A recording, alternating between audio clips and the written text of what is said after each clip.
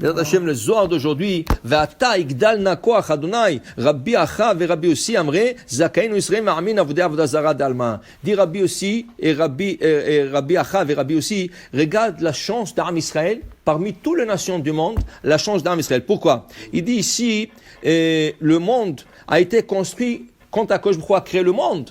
Bereshit, bara Elohim et Hashamayim et Haaretz. On dit que Bereshit, le mot Reshit représente Israël. Okay? Israël qui s'appelle Reshit. Sheneema Reshit Tevoato. Maintenant, il a construit Am Israël, et autour d'Am Israël, il fallait qu'il crée aussi les nations du monde. Et il crée le monde en entier. Tout ça, c'est pour... Il dit le Zohar ici, il dit, regarde, le corps humain. Qu'est-ce qu'il y a au milieu du corps humain? Le cœur. Le cœur, sans le cœur, c'est comme le moteur. Sans ça, rien ne fonctionne. C'est lui qui fait, c'est lui qui bat et c'est lui qui envoie le sang partout. C'est lui qui fait marcher la tête, qui fait marcher le pied, qui fait marcher les mains, qui fait marcher tout. Il dit ici, Akadosh Baruch Hu, il a créé le monde à l'image, ça veut dire, ou le corps à l'image du monde, ou le monde à l'image du cœur. Qui veut dire qu'il y a au milieu quelque chose qui est essentiel et c'est lui qui fait marcher tout.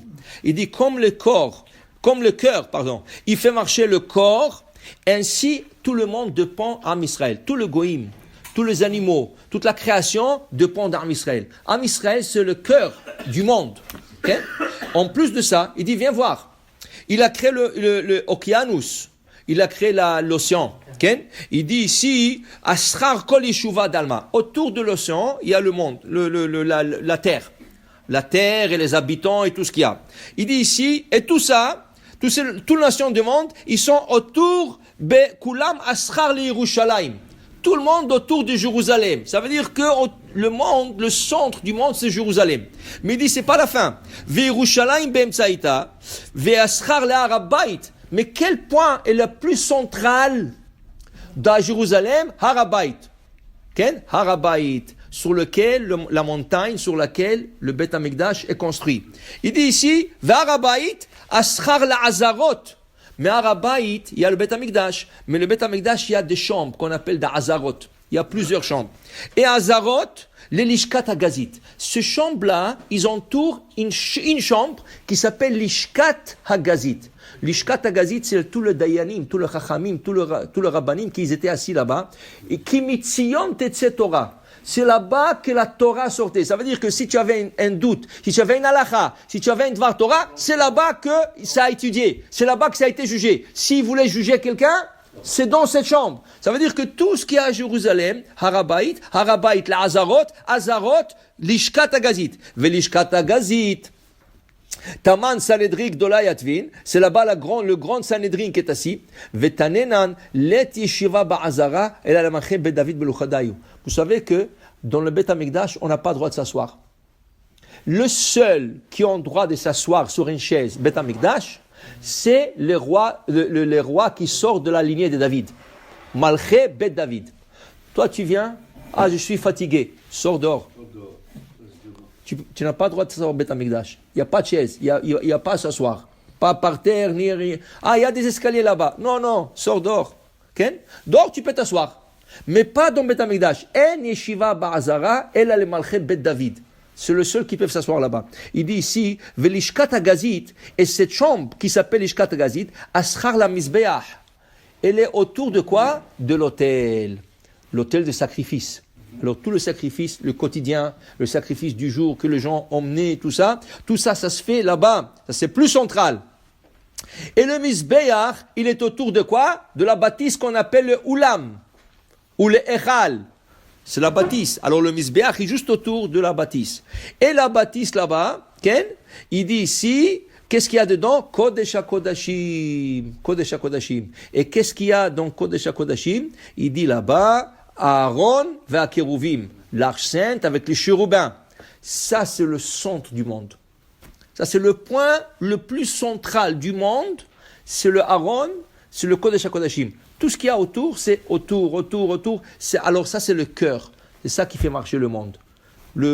L'arche sainte qui se trouve là-bas, c'est elle qui fait marcher le monde. Alors, on voit, il dit ici, comme le corps, il dit le Zohar, comme le corps shaifa de gufa veliba dea atzami mocha de resha vitnagida beda. Il dit, qu'est-ce que c'est Kodesh Kodashim? C'est le moach. C'est le cerveau de la personne. Okay? Et il dit ici, après tu as le cœur, le misbeach. Okay? Tu as le cœur. Alors, tout le Beth Amikdash, si on regarde, il y a un passage dans le Zohar, pas ici, il y a un passage dans le Zohar qui décrit comment le Beth Amikdash est construit comme le corps humain. Tout ce qu'il y a dans le corps humain, okay? tu as tu as dans le Beth Amikdash. Il y a le schéma. Il y a un schéma que le Zohar y fait, que tout ce qu'il y a dans le corps, alors pour te dire, toujours il faut chercher le point central. Qui c'est qui fait marcher tout? Qui c'est qui fait marcher? Alors Agmara dit par exemple, un tzaddik, quand tu as un tzaddik peut nourrir le monde entier. Par exemple, dit Agmara, Rabbi Hanina ben Dosa, à son époque, il était pauvre, il n'avait rien.